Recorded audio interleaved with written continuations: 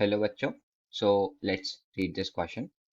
If cos of a minus b is equal to 3 upon 5 and tan of a times tan of b is equal to 2, then which of the following is या are correct? तो पहला option है cos a times cos b is equal to minus 1 upon 5, sin a times sin b is equal to 2 upon 5. Third option है cos of a plus b is equal to minus 1 upon 5. And last option है sine of A times cos of b is equal to 4/5. हम देख सकते हैं कि इस question के अंदर हमें चार एक्सप्रेशन की वैल्यूज निकालनी है, जो कि है कॉस ए कॉस बी, दूसरा है sine A times sine B, third है cos of A plus B, and the fourth thing that we have to find out is sine of A times cos of B. तो पहले तो हम ये discuss कर लेते हैं कि हमें कौन से हम कंसेप्ट यूज करेंगे इस प्रॉब्लम को सॉल्व करने के लिए. तो द की कंसेप्ट इन्वॉल्व की कॉन्सेप्ट्स इन्वॉल्व ये है मेजरली हम यूज करेंगे कंपाउंड एंगल आइडेंटिटीज.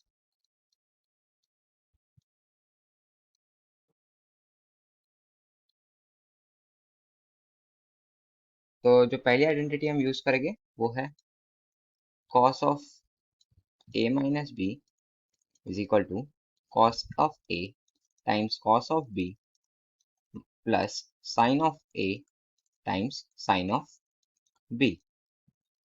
साथ ही साथ हम cos of a plus b की भी आइडेंटिटी यूज करेंगे, जो कि होती है cos of a times cos of b minus sin of a times sin of b. Third जो आइडेंटिटी हम यूज करेंगे वो है sin of a minus b comes out to be sin of a times cos of b minus cos of a times sin of b.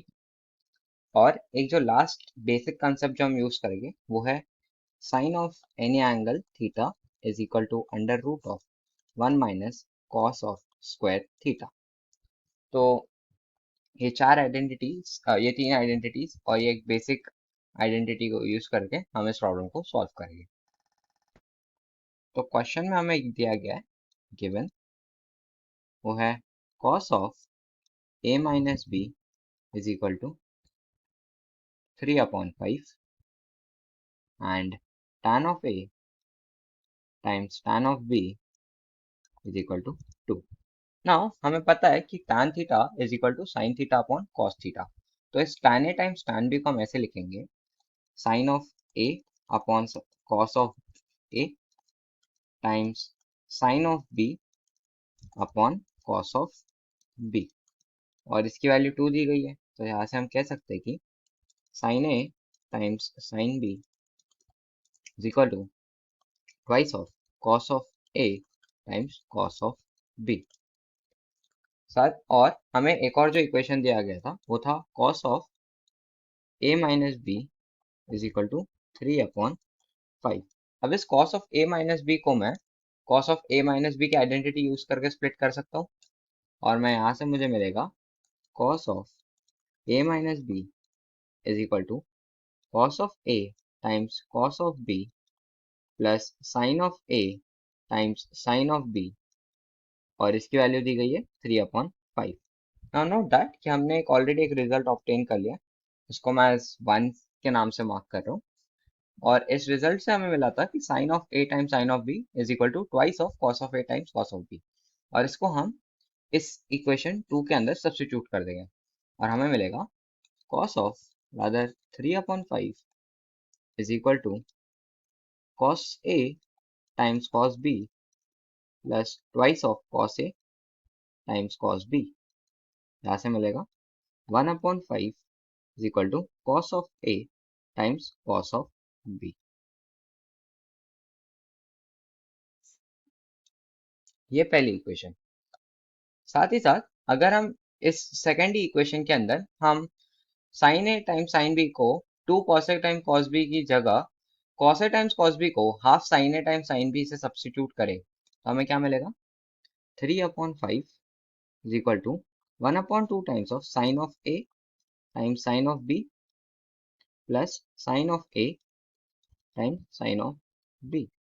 This becomes 3 upon 5 is equal to 3 upon 2 times sine of A times sine of B, which gives us sine of A times sine of B would come out to be obviously हम 3 को cancel कर देगा और 2 जो denominator का है वो left LHS में चल जाएगा और हमें मिलेगा 2 अपॉन 5।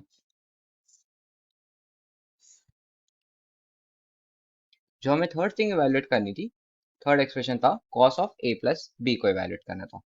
अब cos of a plus B की हमें आइडेंटिटी दी गई है कि cos of a plus B equal to cos a times cos b minus sin a times sin b, as cos of a minus b is equal to cos a times cos b minus sin a times sin b, और हमने cos a times cos b की और sin a times sin b की values निकाल चुके हैं, जो कि हम यहाँ पे देख सकते हैं 1/5 और 2/5 रिस्पेक्टिवली है। तो हमें मिल जाएगा, सॉरी ये प्लस है, this becomes cos of a plus b would become 1/5 minus 2/5, which is minus 1/5. Hence, cos of a plus b come out to be minus 1/5. ये हमारा थर्ड एक्सप्रेशन जो हमें इवैल्यूएट करना था। अब फोर्थ एक्सप्रेशन है sin a times cos b equal to 4/5।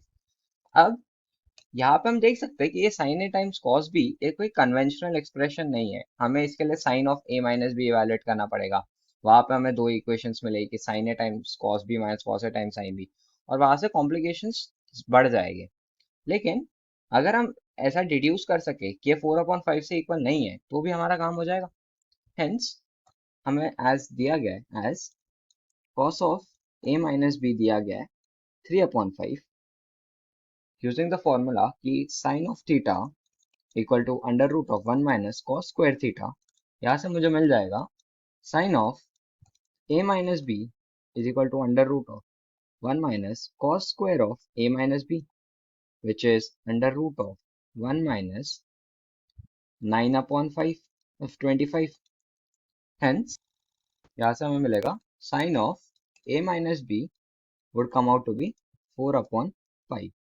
और क्योंकि हमें sin of a minus b की आइडेंटिटी पता है, क्या है sin of a minus b is what sin a times cos b minus cos a times sin b, और इसकी वैल्यू 4/5 है। अब क्योंकि cos a time sin b एक पॉजिटिव वैल्यू होगी, क्योंकि यहाँ पे हम देख सकते हैं कि दोनों cos a cos b और sin a sin b non zero values है, और दोनों cos ऑफ a और cos ऑफ b भी पॉजिटिव एंगल्स है। तो हमें मिल जाएगा कि sin of a times cos of b minus cos of a times sin of b, ये 4/5 है, एंड हमें पता है कि cos of a times sin of b ये ग्रेटर देन जीरो कोई वैल्यू होगी। तो यहाँ से हमें मिलेगा कि sin of a times cos of b वो 4/5 से कुछ छोटी वैल्यू होंगी, क्योंकि अब 4/5 से कुछ बड़ी वैल्यू होगी, क्योंकि ये already greater than zero value है। Hence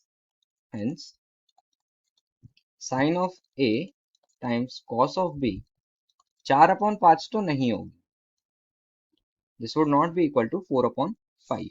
hence D option eliminate हो जाएगा, और हम देख सकते हैं कि हमें ऑप्शन सी सही मिला है और ऑप्शन बी सही मिला है। So the final answer becomes option C and option B. I hope you all understood it well, and best of luck.